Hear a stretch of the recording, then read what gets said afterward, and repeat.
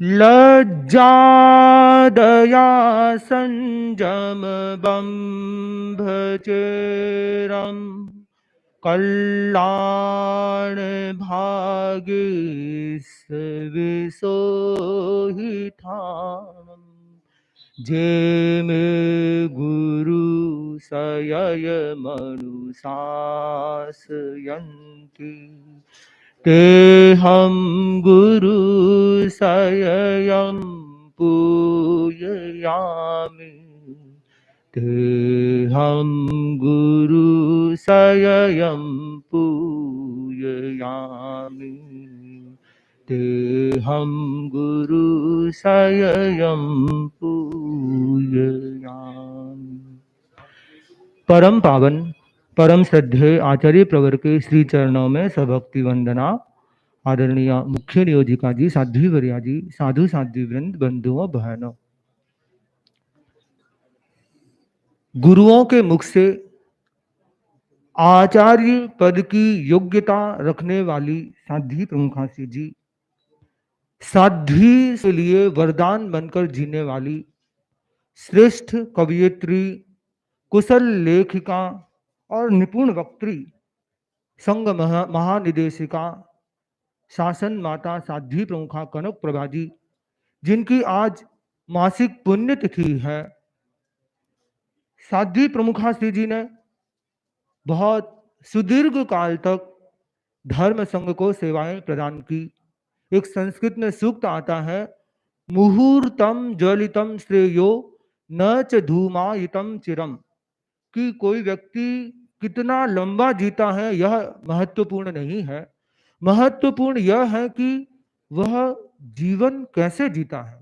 साध्वी प्रमुखा श्री जी ने अंगार बन के जीवन जिया, और सिर्फ मुहूर्त ही नहीं, कितने मुहूर्त, कितने कितने दिन, कितने वर्ष और कितने दशक उन्होंने अपना सार्थक जीवन जिया, धर्म संघ को अपनी सेवाएं प्रदान की, मानव जाति के लिए उन्होंने अपना पुरुषार्थ का नियोजन किया। शुरू से ही गुरु कृपा का जो अमृत उन पर बरसने लगा, वह अंत समय तक उन पर बरसता रहा। और साध्वी प्रमुखा श्री जी हर बार प्रायः फरमाते कि मुझे गुरु कृपा का अनास्वादित स्वाद का अनुभव हो रहा है। जितनी बार भी, जिस बार भी गुरु कृपा मिलती, उनके मुख से सहज में यह प्रायः स्वर निकल जाता कि मुझे अनास्वादित स्वाद का अनुभव हो रहा है। तो ऐसी शासन माता, जिनको गुरुदेव ने शासन माता के रूप में एक गुरुतापूर्ण पद पर आरूढ़ कर दिया था, वे धर्म संघ में रही और उन्होंने इतनी गुरु कृपा को प्राप्त किया। गुरुदेव ने अंतिम दिनों में जब डॉक्टर साहब ने उनसे पूछा कि आपकी अंतिम इच्छा क्या है, उनकी एक ही इच्छा थी कि मुझे गुरुदेव के दर्शन हो जाए। और गुरुदेव ने भी उनको निराश नहीं किया। पिछले 4 दिनों में तो गुरुदेव ने सिर्फ 4 दिनों में गुरुदेव ने लगभग 150 किलोमीटर की पद यात्रा संपन्न कर ली। और अंतिम दिन तो गुरुदेव ने एक इतना बड़ा इतिहास रच दिया तेरापन धर्म संघ में, जो कि एक धर्म संघ का स्वर्णिम पृष्ठ बन गया।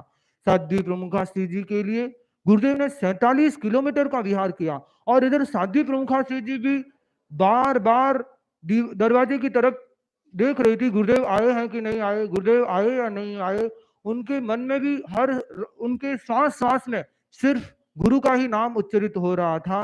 और यह एक तरह का उच्चतर का समर्पण, और इधर उच्चतर गुरु कृपा। और गुरुदेव ने आते ही साध्वी प्रमुखा श्री जी को वंदन कर लिया। यह भी एक धर्म संघ के इतिहास में, जैन धर्म के इतिहास में एक दुर्लभ घटना ही कही जा सकती है कि किसी साध्वी को परम पूज्य गुरु उस साध्वी को वंदना करे। इतना सम्मान परम पूज्य गुरुदेव ने साध्वी प्रमुखा श्री जी को प्रदान किया। और उस दृश्य को देखने वाले लाखों हजारों हजारों लाखों लोग अपनी अश्रु धारा को भी नहीं रोक पाए, और उनके दिलो दिमाग में वह दृश्य आज भी जीवंत बना हुआ है। शासन माता साध्वी प्रमुखा श्री जी को जब गुरुदेव ने शासन माता का लाडनू में अलंकरण प्रदान किया, मैं साध्वी प्रमुखा श्री जी को बधाई देने के लिए गया, तो साध्वी प्रमुखा श्री जी ने आशीर्वाद दिया कि कैसे गुरुदेव का भार हल्का कर सको, गुरुदेव को सहयोग प्रदान कर सको, ऐसा साध्वी प्रमुखासी जी ने आशीर्वाद भी प्रदान किया।